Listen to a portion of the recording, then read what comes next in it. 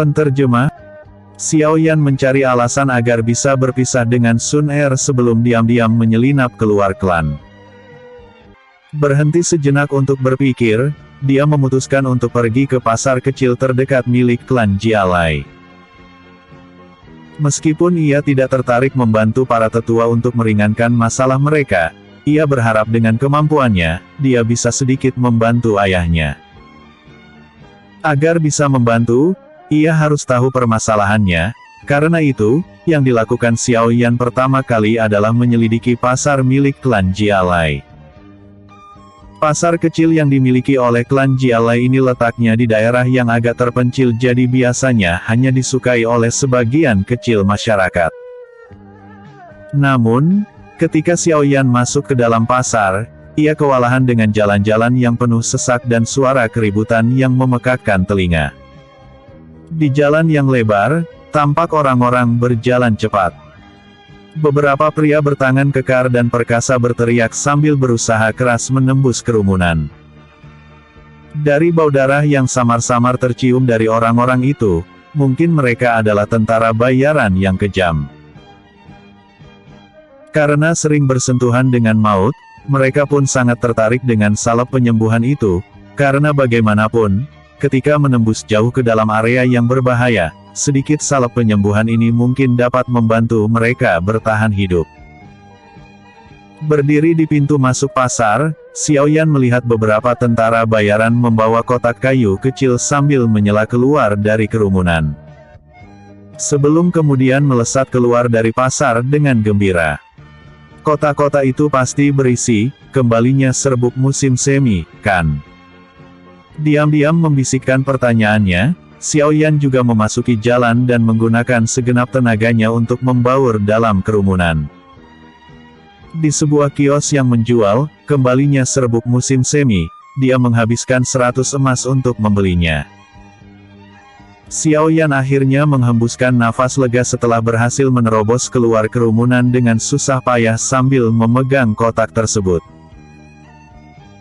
Mengingat kembali wajah bangga dan tidak sabar dari penjual obat itu, dia hanya bisa mencibir pahit dalam hatinya, mereka adalah orang-orang yang menggunakan kekuasaan mereka untuk mengganggu orang lain.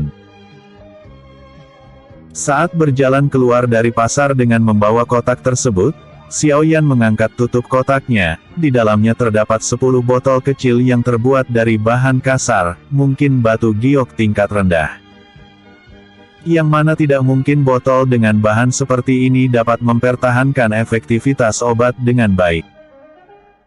Membuka botol itu, tampak cairan kehijauan memancarkan bau obat yang sangat lemah dari dalamnya. Guru, bisakah ini bahkan disebut obat? Sedikit terkagum pada obat yang encer itu, Xiao Yan bertanya dalam hatinya. Iya, itu bisa dihitung sebagai obat penyembuhan tingkat terendah dengan beberapa efek penyembuhan. Obat penyembuhan sederhana seperti ini tidak sulit untuk dibuat karena tingkat keawamannya, sehingga hanya bisa dijual dengan harga yang murah. Itulah kenapa hanya beberapa alkemis tingkat pertama yang mau repot-repot membuatnya. Ini memang sangat murah, 100 emas untuk 10 botol berarti 10 emas per botolnya. Untuk seorang alkemis, ini benar-benar memalukan. Menganggukkan kepalanya pelan, Xiao Yan merasa ragu-ragu selama beberapa saat sebelum bertanya, "Guru, apa kau punya obat yang sedikit lebih baik dari ini?" "Banyak, tapi ramuan-ramuan seperti ini levelnya terlalu rendah sehingga aku jarang membuatnya." Yao Lao diam sejenak sebelum kembali berkata, "Apa kau ingin membuatnya untuk klan Xiao?" "Itu bagus karena kau sekarang sudah menjadi Douse, jadi sekarang saatnya kau mencoba meramu beberapa obat." "Oh, aku bisa meramu." Xiao Yan sedikit heran dengan kata-kata Yao Lao. "Apa kau masih berharap aku turun tangan untuk menangani persoalan seperti ini?" Yao Lao menjawab tidak senang sebelum melanjutkan dengan instruksinya, "Pertama, pergilah ke rumah lelang untuk mencari bahan yang kualitasnya lebih baik. Setelah itu, kau harus membeli sejumlah bahan dasar obat. Pada tahap awal, seorang alkemis baru bergantung pada pil produksi massal untuk mendapatkan pengalaman. Xiao Yan menjilat bibirnya dengan ekspresi bersemangat di wajahnya. Melemparkan kotak itu ke selokan di pinggir jalan, ia berlari cepat menuju lokasi rumah lelang primer. Tepat sebelum ia tiba di rumah lelang, Xiao Yan kembali mengenakan mantel hitamnya di sudut tersembunyi sebelum perlahan-lahan mendekati rumah lelang. Semua staf di rumah lelang primer sudah akrab dengan penyamaran Xiao Yan, sehingga ketika mereka melihat sosok mengenakan mantel hitam ini perlahan mendekat dari kejauhan, salah satu staf itu segera masuk ke dalam rumah lelang untuk memberitahu Ya Fei dan Guni. Mendengar pemberitahuan bawahan mereka, Ya Fei dan Guni bersamaan meninggalkan pekerjaan mereka dan menampakkan diri di pintu rumah lelang lalu tersenyum saat mereka menyambut Xiao Yan menuju ruang tamu. Aku berkunjung kali ini untuk meminta bantuanmu mencarikan kuali berkualitas. Suara tua terdengar dari balik jubah hitam. Kemudian, dengan kedua tangannya, dia mengangkat cangkir teh ke mulutnya dan meneguk minumannya. Menyadari status siapa sosok tamunya itu, Ya Fei sama sekali tidak terkejut akan permintaannya. Tersenyum sambil menganggukkan kepalanya, Ya Fei memberi isyarat, memanggil seorang gadis dan memberi beberapa perintah sebelum melambaikan tangannya menyuruh gadis itu pergi. Haha, Tuan, sepertinya kau datang di saat yang tepat. Baru pagi ini rumah lelang menerima kuali obat yang disempurnakan dengan api yang menyala-nyala. Kuali ini ditempa oleh pandai besi yang terkenal dari Kekaisaran Jiama, Master Hair. Tidak hanya diperkuat oleh api Douqi, tapi kuali ini juga terbuat dari beberapa logam langka yang dapat membantu untuk meningkatkan peluang keberhasilan penyempurnaan obat. Saat ini, jenis obat dari kuali dengan kualitas seperti ini sangat dipuji oleh alkemis dari Kekaisaran Jiama. Ya Fei menjelaskan sambil tersenyum, matanya bergerak dengan mempesona. Memem. Suara tua itu bernada sedikit senang. Sedikit ragu sebelum kembali bertanya, juga siapkan untukku, cincin penyimpanan, level rendah dengan 500 batang rumput darah menggumpal, 600 bunga tumbuh tulang, 500 bunga popi, 500 buah-buahan hidup. Mendengar permintaan ini, kelopak mata Guni sedikit terangkat. Bahkan, cincin penyimpanan, kelas terendah harganya sekitar 70 hingga 80 ribu dan meskipun bahan-bahan obat yang disebutkan tadi bukanlah barang langka, dengan jumlah permintaan sebanyak itu berarti uang yang harus disiapkan tidak kurang dari 100,000 emas. Terakhir, jika kuali obat yang disebutkan oleh Ya Fei telah dilelang, harganya mungkin akan mencapai sekitar 150,000. Jadi jika semuanya dijumlahkan, uang yang harus disiapkan setidaknya harus 300.000 emas. Ya Fei juga ikut terpana mendengar permintaan tersebut. Rumah lelang bukan miliknya pribadi jadi dia harus selalu melaporkan semua transaksi dan keuntungan yang didapat pada pusat. Jika diam-diam menggunakan dana senilai 300.000 pasti akan diketahui oleh atasannya. Sambil menggigit bibir merahnya pelan dia terdiam selama beberapa saat dan mempertimbangkan manfaat apa saja yang akan didapat oleh rumah lelang dari alkemis tingkat 4 ini. Sambil berkata, Ya Fei tersenyum ringan, Tuan, semuanya akan disiapkan dalam 1 jam. Haha, baik. Untuk pertama kalinya di depan Ya Fei, nada Yao Lao yang biasanya tidak terdengar antusias kali ini tertawa senang. Dari bawah jubah hitam itu kemudian terulur sebuah tangan indah, memberikan kartu biru dan meletakkannya di atas meja. Yao Lao tersenyum dan berkata, aku tidak yakin apakah uang ini cukup untuk membayarnya, tapi kau bisa menambahkannya dengan bahan-bahan lain untuk membuat pil pengumpul ki. Mendengar apa yang dikatakan Yao Lao, kulit Guni perlahan berubah pucat. Bahan-bahan lainnya untuk membuat pil pengumpul ki. Bukankah itu seharga 50,000 gold lagi? Bibir merahnya sedikit terbuka, Ya Fei juga sedikit marah. Meskipun orang ini adalah alkemis tingkat 4, namun permintaannya ini cukup keterlaluan. Meski merasa marah, Ya Fei tetap hanya menyimpan perasaan itu dalam hatinya, bahkan tidak menamparkannya sedikitpun di wajah cantiknya dan tetap memperlihatkan ekspresi tersenyum. Sambil berpikir dalam hati selama beberapa saat, dia tertawa pahit dalam hati. Mengingatkan dirinya sendiri bahwa terkadang harus ada pengorbanan demi mendapatkan sesuatu yang besar, jadi dia hanya bisa mendesah dan mengangguk, menyetujui. Haha, sepertinya kalian berdua salah paham. Bahan-bahan itu bukan untuk diriku sendiri, aku hanya berpikir untuk membantu kalian dengan membuatkan pil pengumpul ki. Tidak berlebihan bukan jika kalian harus membayar bahan-bahan yang dibutuhkan. Suara tua itu tertawa dingin. Wajah yang kebingungan namun tetap tampak menawan itu tiba-tiba tampak bahagia. Akal Ya Fei kemudian tersadar dengan kejutan yang menyenangkan ini. Tak lama kemudian, Ya Fei akhirnya berhasil mengatur wajahnya yang memerah dan kembali tenang. Bertatapan dengan Guni yang sama-sama terlihat gembira, Ya Fei dengan sedikit gugup menjawab dengan suara lembut, maka aku harus berterima kasih pada Tuan. 71 Keadaan Klan Xiao. Penterjemah, Wave Literatur Editor, Wave Literatur. Setelah duduk menunggu selama hampir 1 jam, seorang pelayan yang cantik akhirnya datang. Kedua tangannya memegang nampan perak, dan di tengah nampan tersebut terdapat cincin merah redup.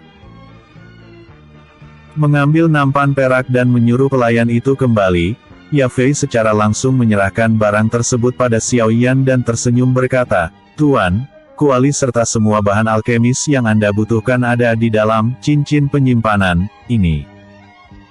Mengulurkan tangannya mengambil cincin penyimpanan, Xiao Yan membiarkannya bergulir di sekitar telapak tangannya kemudian mengangguk samar. Pada waktu yang bersamaan, suara Yao Lao pun terdengar berkata, oke. Setelah membuat pil pengumpul ki, aku akan membawanya ke sini. Ya Fei terburu-buru mengangguk dengan penuh gembira. Baiklah, kau tidak perlu mengantarku keluar. Aku akan keluar sendiri. Melambaikan tangannya, Xiao Yan mengambil cincin itu dan menyelipkan ke dalam jarinya. Kemudian, tanpa menoleh ke belakang, dia menuju ke arah belakang ruang tamu dan pergi keluar. Kartu biru miliknya sengaja ditinggalkan di atas meja karena dia tidak ingin berhutang terlalu banyak pada orang lain. Jadi, dia meninggalkannya begitu saja di sana. Setelah melihat sosok itu pergi melewati pintu, Ya Fei menggigiti bibir merahnya, lalu dia melangkah maju mengambil kartu biru itu ke tangannya. Merenung selama beberapa saat, dia kemudian bertanya dengan suara tegas, Paman Guni, untuk mengembangkan pil pengumpul ki, bukankah tingkat keberhasilannya benar-benar tinggi? Iya, katanya, bahkan tingkat keberhasilan Raja Pil Wang Guhe untuk mengembangkan pil pengumpul ki hanya sekitar 7 dari skala 10. Biasanya untuk alkemis tingkat 4, tingkat keberhasilannya hanya sekitar 5 dari skala 10. Guni berbicara dengan suara pelan. Tapi Pak Tua ini, dia berhasil mengembangkannya pada percobaan pertama. Ya Fei bicara sambil mengerutkan alis hitamnya yang tipis. Siapa yang tahu, mungkin peruntungannya bagus. Guni menggelengkan kepalanya dan tidak terlalu memperhatikan masalah ini. Lagi pula, bagi alkemis, keberuntungan adalah faktor terbesar dalam kesuksesan membuat sebuah ramuan obat. Jika keberuntungan orang itu bagus, bahkan jika dia beberapa kali meramu obat secara terus-menerus, dia tidak akan gagal. Mungkinkah dia bukan hanya seorang alkemis tingkat 4? Ya Fei bertanya dengan ragu-ragu setelah merenungkannya sejenak. Haha, bagaimana mungkin? Jumlah alkemis tingkat 5 di Kekaisaran Jiama hanya bisa dihitung dengan satu tangan. Dengan keadaan seperti itu, semua orang yang ada di Kekaisaran Jiama akan menganggapnya sebagai orang yang sangat penting. Bahkan termasuk kerajaan atau fraksi besar seperti fraksi Mystic Cloud. Lalu kenapa orang seperti itu datang ke rumah lelang kita untuk melelang obat? Guni tertawa. Mendengar ini, Ya Fei juga mengangguk pelan dan mendesah, sambil tertawa pahit, sepertinya aku tidak punya cukup pengalaman. Aku takut jika keraguan-raguanku sebelumnya membawa dampak negatif, mengingat permintaan alkemis itu jumlahnya cukup besar. Kau tidak bisa menyalahkan dirimu sendiri mengenai hal ini. Transaksi besar seperti ini, bahkan aku tidak akan berani memutuskannya dengan mudah. Sejauh ini kau sudah cukup bisa mengatasinya dengan sangat baik. Mengenai hubungan kita dengan alkemis itu, di kemudian hari, gunakan waktumu dan jaga hubungan dengan baik. Selama dia tidak mempunyai niat buruk apapun pada kita, maka semuanya akan baik-baik saja. Guni berkata menenangkan. Memaksakan senyum pada wajahnya sambil mengangguk, Ya Fei duduk lesu di kursi. Saat mata indahnya berkedip, dengan beberapa keraguan, dia bertanya pelan, apa yang ingin dia lakukan dengan begitu banyak bahan obat tingkat rendah. Efek bahan-bahan obat itu untuk menghentikan pendarahan dan memperkuat tulang. Aku kira dia berencana untuk membuat obat penyembuhan. Guni bergumam sambil alisnya berkerut bersamaan. Sama bingungnya dia berkata, tapi dengan statusnya, kenapa dia ingin membuat obat penyembuhan yang murah ini? Mendengar perkataan ini, mata indah Ya Fei sedikit menyipit, kukunya yang panjang mengetuk meja dengan ringan. Sesaat kemudian, dia tersadar, lalu berkata dengan lembut, sepertinya Pak Tua itu sangat peduli pada klan Xiao. Dengan alis yang berkerut kencang, ekspresi Guni tiba-tiba berubah menjadi takjub, apa kau mengatakan bahwa ia ingin memberi obat penyembuhan itu pada klan Xiao? Belum lama ini aku dengar klan Jialai telah mendatangkan alkemis tingkat pertama. Kembalinya serbuk musim semi, yang murah telah menarik setengah dari keramaian kota. Jika klan Xiao tidak segera bertindak, aku khawatir pasar mereka akan berakhir kosong dengan memalukan. Mata Ya Fei memperhatikan sekeliling saat ia menyuarakan kesimpulannya, sambil tersenyum puas dia kemudian menjelaskan, sebelumnya, Pak Tua itu telah mengatakan jika ada kesempatan, ia ingin bekerja sama dengan klan Xiao. Lalu kali ini dia membeli begitu banyak bahan penyembuhan, yang hanya bisa berarti satu hal, dia serius dengan apa yang telah dia katakan. Tampaknya klan Xiao kali ini benar-benar beruntung. Sementara klan Jialai akan berada dalam masalah. Setelah mendengar analisis Ya Fei, Guni pun menyeringai. Raut iri tampak di wajahnya. Karena mendapat bantuan dari seorang alkemis tingkat keempat bukanlah sesuatu yang bisa diterima oleh sembarang klan. Sedikit mencondongkan kepalanya, Ya Fei tersenyum ringan sembari berkata, kita juga harus menghubungi klan Xiao segera. Dengan menambah bunga pada gelang akan membuat seseorang sedikit senang, memberikan bantuan ketika seseorang sangat membutuhkan adalah cara terbaik untuk memperkuat hubungan kedua belah pihak. Guni menganggukkan kepalanya setuju, dengan seorang alkemis tingkat keempat di belakang mereka, sekarang hubungan dengan klan Xiao pun merupakan hal yang penting. Setelah keluar dari rumah lelang, seperti biasa, Xiao Yan berbalik dengan hati-hati dan setidaknya setelah berjalan cukup jauh, dia akhirnya melepaskan penyamarannya di dalam gang yang sepi. Menggoyangkan dan menangkap cahaya merah, cincin penyimpanan, di tangannya, Xiao Yan merasa sedikit senang. Cincin penyimpanan jenis ini dibuat dari bahan yang tidak biasa yang disebut batu penyimpanan. Sifat bahan ini adalah adanya ruang kecil yang unik di dalamnya di mana benda tak bernyawa dapat disimpan.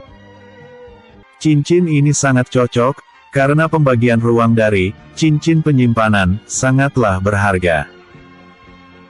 Cincin penyimpanan, peringkat terendah di tangan Xiao Yan hanya memiliki ruang sekitar 3-4 meter persegi, namun harganya hampir 100,000 emas. Di klan Xiao, Xiao Yan hanya pernah melihat ayahnya dan tetua pertama yang memiliki cincin penyimpanan. Xiao Yan memain-mainkan cincin penyimpanannya selama beberapa saat, sambil memperhatikannya dengan ragu-ragu. Pada akhirnya ia tidak memakainya melainkan dengan hati-hati menyimpan di dadanya. Cincin seperti ini harganya mahal, jika dilihat oleh ayahnya atau orang lain, dia akan kesulitan menjelaskan bagaimana dia bisa mendapatkannya. Xiao Yan menendang mantel hitam ke dalam selokan sebelum berjalan keluar dengan hati-hati dari dalam gang sepi. Setelah itu ia segera berlari kembali ke klan. Ketika Xiao Yan mengikuti jalan yang melewati rumah klan, ia mendengar suara marah ayahnya dari ruang pertemuan. Dengan kelopak mata berkedut, Xiao Yan bergerak maju dan diam-diam mengintip melalui celah pintu. Sialan, si brengsek Jia Lai Bi itu sangat keterlaluan, dia benar-benar berani mencuri bisnis kita. Di dalam ruangan, Xiao Zhan saat ini sedang mengamuk sambil menggedor meja. Teh dari cangkirnya tumpah ke seluruh permukaan meja. Saat ini, pasar klan Xiao telah banyak kehilangan lalu lintas perdagangan. Para pedagang yang tersisa di pasar juga sangat khawatir dan ketakutan. Beberapa dari mereka bahkan diam-diam pergi ke pasar klan Jia Lai. Jika ini terus berlanjut, setengah bulan lagi aku takut kalau pasar kita akan bangkrut. Tetua kedua berbicara dengan wajah murung sambil menggertakkan giginya marah. Bagaimana jika aku membawa beberapa anggota elit klan kita dan diam-diam membuat kesepakatan dengan alkemis itu? Tatapan tetua ketiga terlihat bengis saat dia menyarankan hal ini dengan nada murung. Setidaknya ada 2 dadoushi yang melindungi alkemis tersebut, jadi itu tidak akan mudah. Xiao Zhan berkata tak berdaya sambil menggerakkan tangannya ke sana kemari. Tapi jika terus seperti ini, kerugian kita akan sangat besar. Pendapatan dari pasar kota Wutan adalah bagian besar dari total pendapatan klan Xiao kita. Tetua ketiga masih sedikit enggan untuk mundur. Sudut bibir Xiao Zhan berkedut. Saat ini, ia tidak bisa mendapatkan ide yang bagus. Hari itu di pelelangan, bukankah alkemis misterius itu mengatakan jika mungkin ada kesempatan dia akan bekerja sama dengan kita? Melihat bagaimana Guni begitu menghormatinya, tingkatnya sebagai seorang alkemis pasti tidaklah rendah. Jika ia bisa membantu kita, maka klan Jia Lai akan benar-benar kalah. Tetua pertama, yang diam sejak tadi, tiba-tiba berbicara dengan suara yang pelan. Siapa tahu ia hanya berkata asal. Bagi orang-orang dengan status seperti itu, keuntungan apa yang akan mereka dapatkan dari bekerja sama dengan kita? Demi keuntungan kecil seperti ini, apa mereka akan peduli?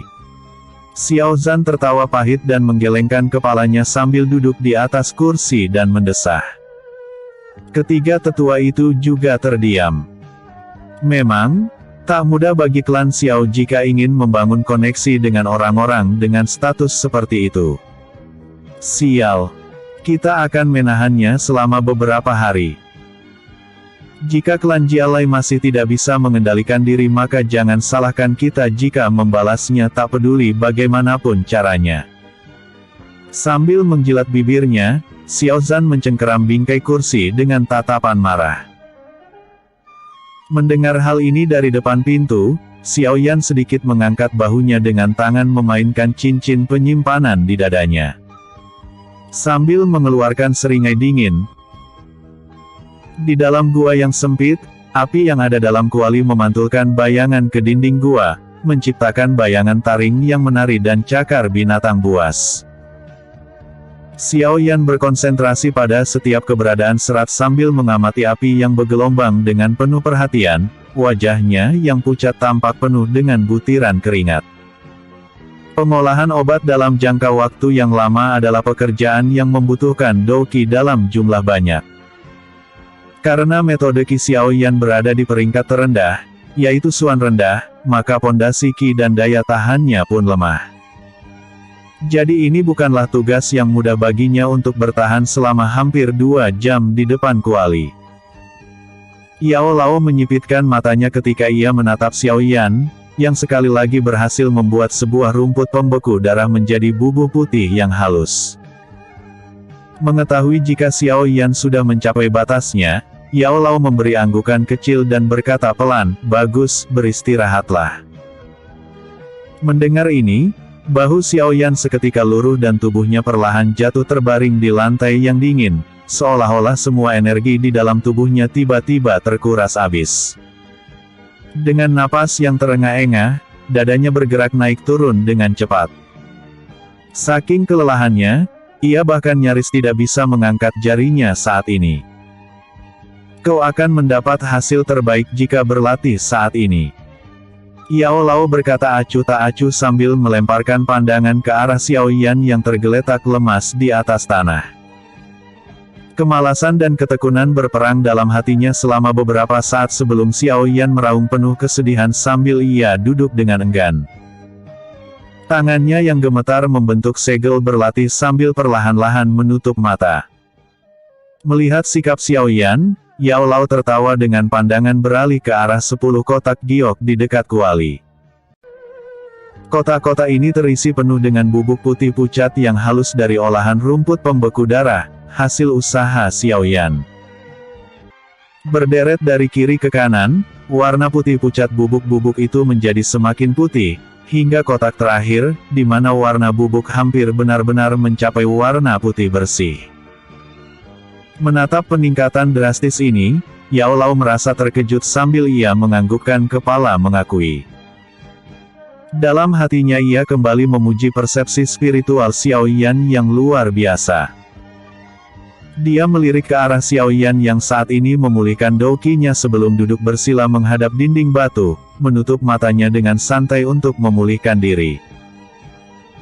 Xiao Yan baru mengolah jenis bahan pertama, masih ada 2 jenis lagi yang menunggunya untuk berlatih perlahan-lahan.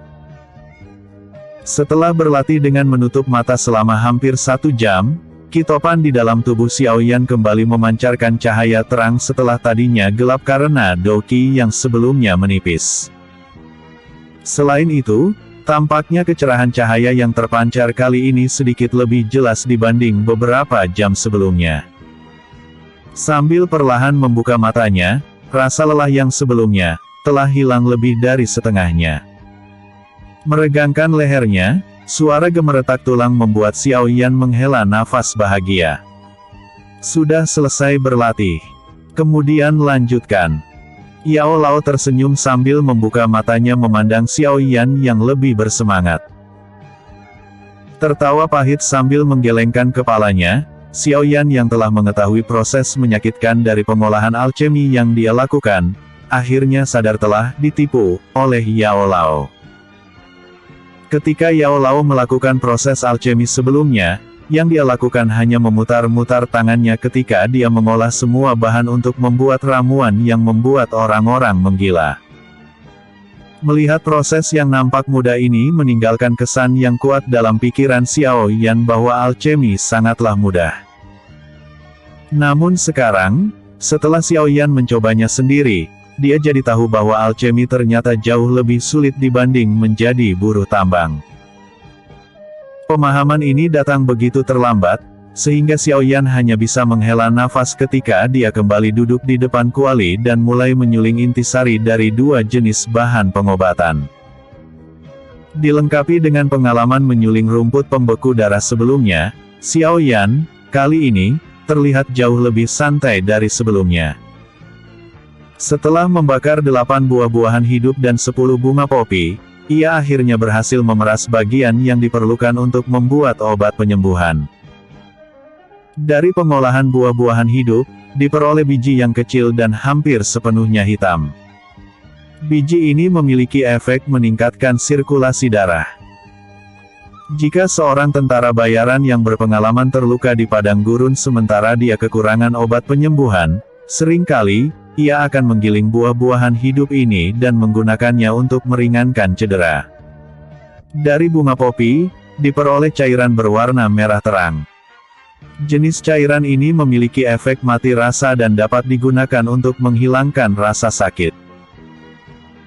Menatap 3 obat yang telah tersusun rapi di depan Xiaoyan, Yao Lao mengangguk dan berkata pelan, semua bahan yang diperlukan telah diproses, sekarang lebur semua kemampuan obat itu menjadi satu. Langkah ini adalah langkah paling penting dalam proses alchemy. Dengan menghela napas dalam-dalam, Xiaoyan mengangguk hormat.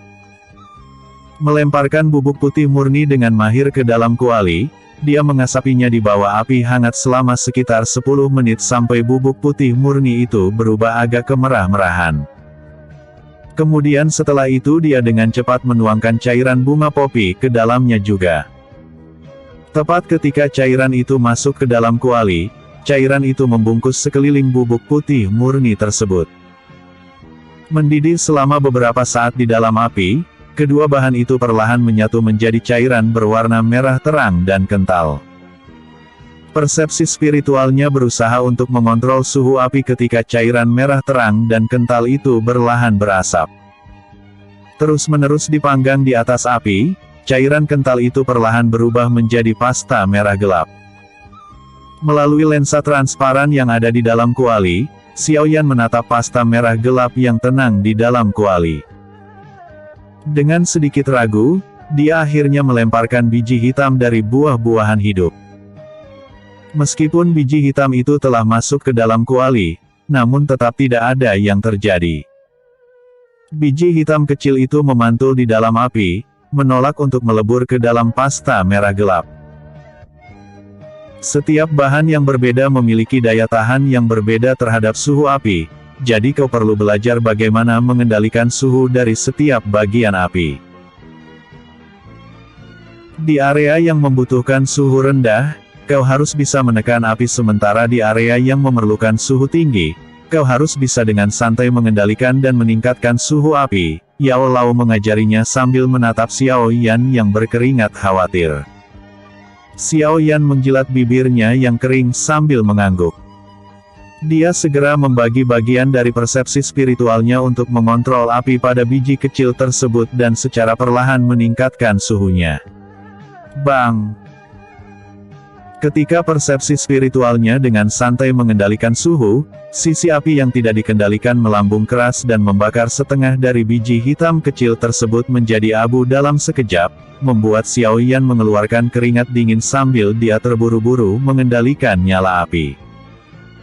Satu bagian dari persepsi spiritualnya harus menjaga satu sisi suhu api, sementara bagian yang lain harus meningkatkan sisi lain suhu api. Melakukan beberapa hal secara bersamaan seperti ini membuat Xiaoyan sakit kepala. Namun, setelah melalui beberapa situasi yang lebih berbahaya, Xiaoyan akhirnya tenang dan tak lagi kebingungan. Dia menyeka keringat yang telah berkumpul di dahinya sambil menghela napas dalam-dalam sebelum berkonsentrasi pada sisa doki-nya ke dalam saluran api. Di dalam kuali, biji kecil hitam itu tidak lagi bisa bertahan dan akhirnya pecah di bawah meningkatnya suhu api. Bubuk hitam itu kemudian perlahan-lahan melayang ke dalam pasta berwarna merah terang dan menyatu menjadi warna yang lebih gelap. Ketika gumpalan terakhir bubuk hitam pekat itu melayang ke dalam pasta, Xiaoyan akhirnya mendesah panjang. Tangannya perlahan-lahan menjauh dari saluran api dan nyala api di dalam kuali pun perlahan-lahan padam. Saat melihat Xiaoyan yang terengah-engah, Yao Lao samar-samar tersenyum sambil melambaikan tangannya, mengangkat tutup kuali dan meletakkannya ke lantai. Dengan tangan kanannya, dia membuat gumpalan besar pasta merah itu meloncat ke atas, lalu tetap mengambang di udara. Sesaat, Yao Lao melirik pasta merah yang memancarkan bau obat dengan kuat tersebut. Tangannya kemudian membuat gerakan memotong di udara hingga pasta merah gelap itu terpotong menjadi setidaknya 100 potongan-potongan kecil. Mengambil cincin penyimpanan dari Xiaoyan, Yao Lao menjentikkan potongan-potongan kecil itu ke arah 100 botol giok kecil yang tiba-tiba menyebar ke seluruh gua yang sempit. Setelah mengatur posisi botol giok itu, Yao Lao melambaikan tangannya lagi dan cairan seperti pasta yang melayang di udara itu pun mendarat akurat ke dalam botol giok. Memilih salah satu botol giok tersebut secara asal, Yao Lao tersenyum sambil menyerahkan botol tersebut pada Xiao Yan sembari bergurau, "Selamat, percobaan pertama alchemimu berhasil." Dengan tidak sabar menerima botol giok itu, Xiao Yan menatap cairan pasta merah yang sedikit kotor tersebut dengan perasaan bahagia dan bangga yang membuncah dalam hatinya. "Haha, mulai saat ini, aku juga bisa dianggap sebagai seorang alchemist."